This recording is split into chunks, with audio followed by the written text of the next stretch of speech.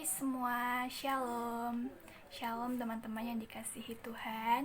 Jadi pada hari ini aku akan membawakan khotbah yang berjudul Don't be worried, just stay with Jesus. Nah, khotbah kali ini akan diambil dengan ayatnya itu dari 1 Petrus 5 ayat 7. Mari kita buka bersama-sama Alkitabnya, lalu kita baca ya. 1 Petrus 5 ayat 7. Serahkanlah segala kekhawatiranmu kepadanya, sebab ia yang memelihara kamu.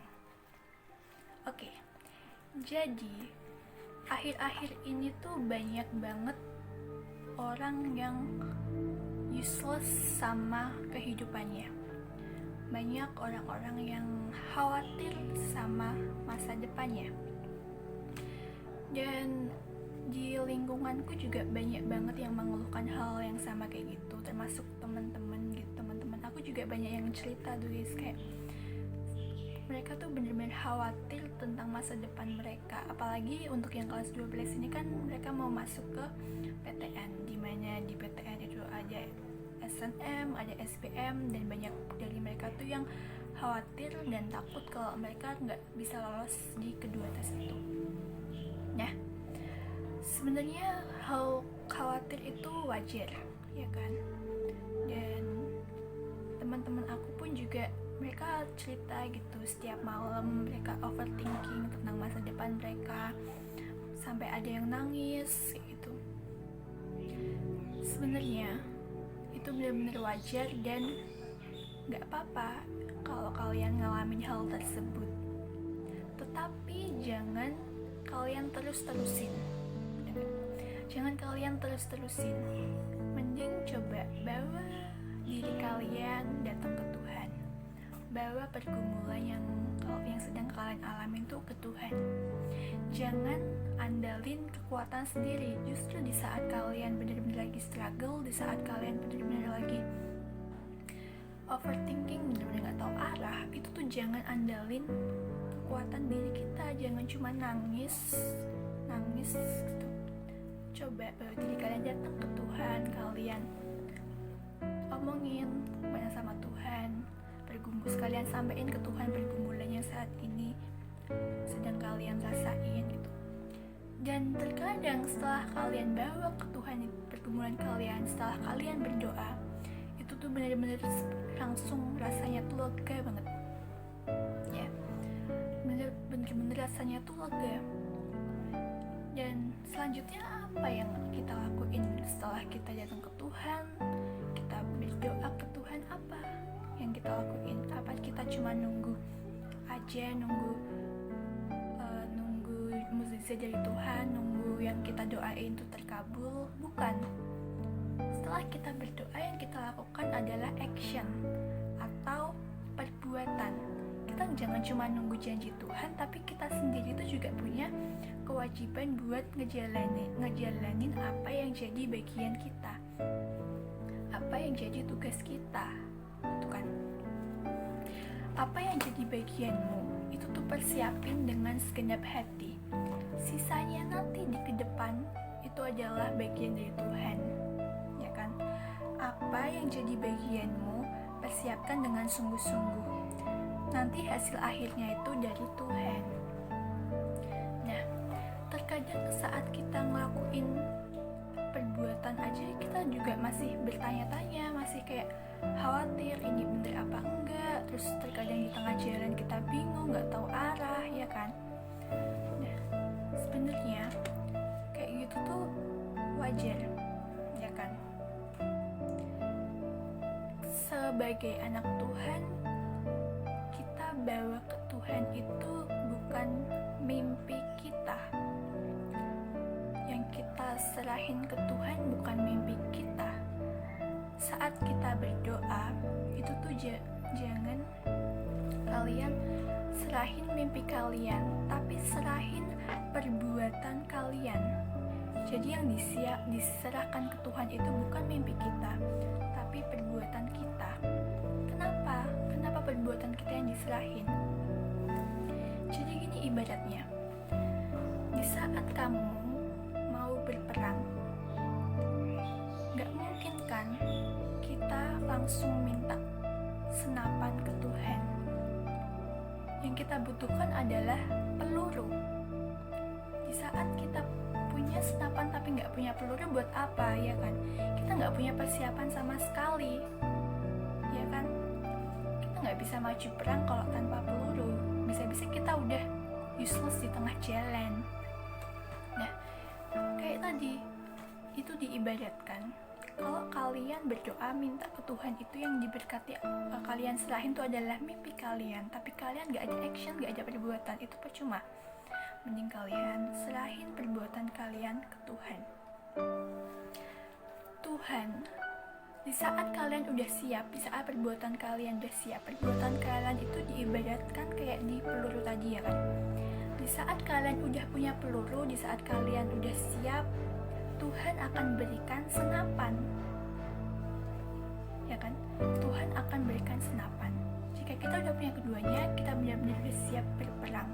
Sama halnya kayak tadi, di saat perbuatan kita udah benar-benar kita persiapkan dengan sepenuh hati, Tuhan akan berikan mimpi kita dan percayakan mimpi kita itu pada diri kita. Nah, ada di Amsal 16 ayat 3. Jadi gini, di Amsal 16 ayat 3, serahkanlah perbuatanmu kepada Tuhan, maka terlaksanalah segala rencanamu. Tuhan sudah memberikan janji, serahkan perbuatanmu kepada Tuhan, maka terlaksanalah segala rencanamu. Rencanamu itu pasti akan terwujud. Ada dua kemungkinan di sini. Tuhan benar-benar nggak akan ngeles tentang keduanya ini, ya, tentang janjinya akan yang kamu inginkan. Ada dua kemungkinan yang akan terjadi. Yang pertama yaitu terjadi sesuai rencana, namun melampaui ekspektasi kita. Nah, ini bagus banget ya. Terjadi sesuai rencana tetapi melampaui ekspektasi kita. Contohnya kayak gini, di saat kalian berdoa datang ke Tuhan, kalian pingin buka toko pakaian, lalu kalian datang ke Tuhan, kalian minta supaya kalian bisa didatangkan pembeli, tapi kalian gak berekspektasi kalau pembelinya itu banyak, dan tiba-tiba Tuhan datangkan banyak pembeli untuk toko pakaian kalian. Nah, disitulah terjadi sesuai rencana tapi di luar ekspektasi kita. Kita berekspektasi kalau misalkan kita nggak banyak-banyak lah, aku pinginnya nggak muluk-muluk, cuma beberapa aja, yang penting ada beberapa barang yang laku, dan ternyata Tuhan malah datangkan itu banyak pembeli. Itu benar-benar di luar ekspektasi kita, ya kan? Dan yang kedua, kemungkinan yang terjadi itu adalah tidak terjadi sesuai rencana, namun justru lebih indah. Jadi di sini maksudnya adalah tidak terjadi sesuai rencana, namun justru lebih indah itu di saat kalian punya mimpi, tetapi ternyata tidak terlaksana. Itu bukan berarti kalian udah useless, itu bukan. Terkadang Tuhan itu menyelamatkan kita dari jalan yang salah. Maka dari itu, namun justru lebih indah. Kalian perlu garis bawahi, ya, terjadi lebih indah. Kayak gitu, itu menurut aku itu benar-benar luar biasa sekali rencana Tuhan. Di luar tidak terjadi sesuai rencana, namun justru lebih indah. Benar-benar Tuhan menyelamatkan kita dari jalan yang salah. Tuhan menyelamatkan kita dari yang bukan rencananya. Jadi kita nggak terjebak di jalan yang salah. Tuhan mengeluarkan kita dari situ. Itu benar-benar luar biasa sekali. Nah, terkadang di saat kita melakukan action, di saat kita sudah menyerahkan perbuatan tadi itu kan kita juga masih mengalami struggle, masih mengalami kekhawatiran, gak tahu arah, ya kan? Kita kembali lagi di ayat tadi yang ada di 1 Petrus 5 ayat 7, dimana kita serahkan segala kekhawatiran kita. Ada lagu dimana yang judulnya yang kayak gini. Apa yang kau alami kini mungkin tak dapat engkau mengerti. Satu hal tanamkan di hati, indah semua yang Tuhan beri.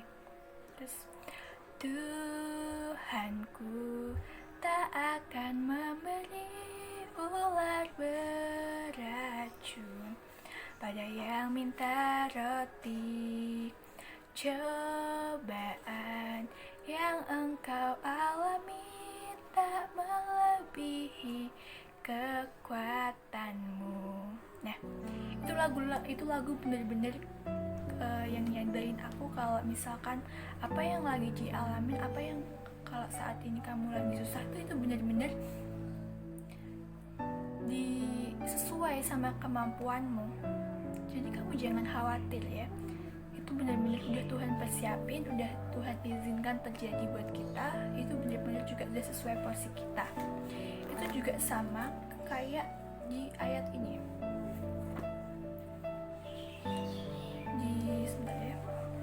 Di Yeremia 29 ayat 11 sampai 14.